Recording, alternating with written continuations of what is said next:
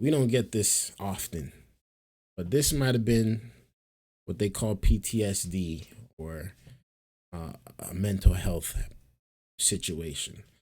Somebody in the Army base of Fort Stewart Army Base in Georgia, let off some shots on his other officers. Nobody was killed, fortunately, and let's tune into the video, see what's going on out here in these streets. Of opening fire there, and authorities are giving an update. Let's listen in. Transparent as possible. We will not release the name of any victims until the next of kin notification has been complete. We will not speculate as to any intentions, motives, or backstories, given that this is an ongoing investigation. When you ask your questions, we ask that you please give your name and the affiliation in case we need to do a follow-up. And it's a little hard to hear, so please speak up so that General Lubis can hear you and that you can hear him. Thank you, ladies and gentlemen. I will now turn it over to General Lubis.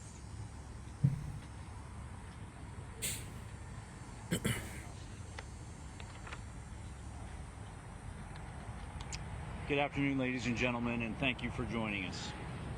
This morning, shortly before 11 o'clock, an active duty soldier assigned to Fort Stewart, Georgia, shot and wounded 5 of his fellow soldiers here on Fort Stewart. Thankfully, all are in stable condition and all are expected to recover. The alleged shooter is in custody. We have reestablished security. I have lifted all lockdown measures on Fort Stewart, and there is currently no threat to the local community.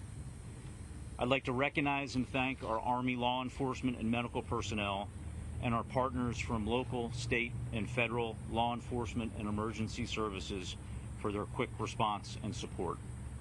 I would also like to thank the brave soldiers who immediately intervened and subdued the shooter. These soldiers, without a doubt, prevented further casualties. Our wounded soldiers were initially evacuated to Wynn Army Community Hospital right here on Fort Stewart. All arrived in stable condition, and 3 of the 5 required surgical intervention. 2 have been transported to Memorial Hospital in Savannah, Georgia for additional care. We have identified the alleged shooter as Sergeant Cornelius Radford, an automated logistics sergeant assigned to 2nd Brigade Combat Team. Sergeant Radford has not previously deployed to combat. Sergeant Radford has been interviewed by the Army Criminal Investigation Division and is currently in pretrial confinement, awaiting a charging decision by the Office of the Special Trial Counsel. Right now, our primary focus is first on caring for our injured soldiers and their families, and also supporting the soldiers of the Spartan Brigade. All of the families of the victims have been notified, and we're wrapping our arms around them and ensuring we provide them all the support that we can.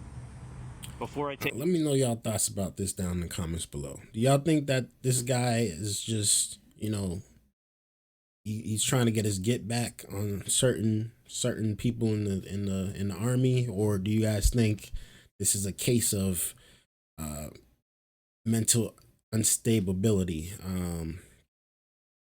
Let me know y'all thoughts. Because I don't know the backstory. I don't know who this guy shot. I don't know, what the motive was. But shoot, it's a dangerous place to be when you surrounded around a bunch of people with guns in the first place. So anything could happen. You know what I mean? And you can't be prepared for a situation like this. Thankfully, nobody died, for real. Questions, I want to remind you that this is an ongoing investigation, and we're still gathering questions. And ladies and gentlemen, I'll now take your questions. General Lewis with the Coastal News, can you give us what unit he was assigned to and how long he served in the Army, if you didn't mention it? Yeah, he is assigned to one of our sustainment units here in 2nd Brigade Combat Team at Fort Stewart. And I will have to confirm how long he served with us.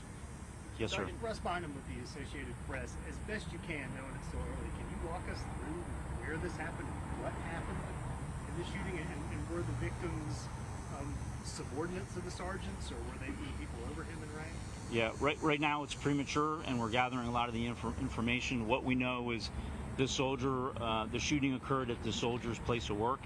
It did involve his co-workers. We're still not certain about the motivations, but again, he's been interviewed by Army investigators, and we believe we'll gain more information here shortly. Yes, ma'am. WSAB, do you know if this was any kind of training exercise, or were they cleaning any weapons, anything that you know so far? No, ma'am. We don't have any reason to believe it had anything to do with a training event. Other than that, I can't state the motivations for this soldier. We've heard that the shooter Yes, may sir. have been from Jacksonville, Florida. Are you able to confirm that? We also heard that he had maybe been arrested for a DUI recently. Yeah, at this point, I can't confirm where he's from. We can follow up on that. I do believe he was arrested locally for a DUI that was unknown to his chain of command until the event occurred, and we started looking into the law enforcement databases. Robin, now from the current, can you tell us whether or not that was a military weapon, or whether this was a personal weapon that the person brought on base? Yes, ma'am. I can confirm it was not a military weapon, and we believe it was a personal handgun. Yes, sir. I don't know what to say anymore about this, honestly. Like, I feel like they don't have much details still about the case. It's just 5 people got shot. Shoot, let me know y'all thoughts about this down in the comments below, man. We're gonna end this one here because they don't really have much else to say. He's just answering questions.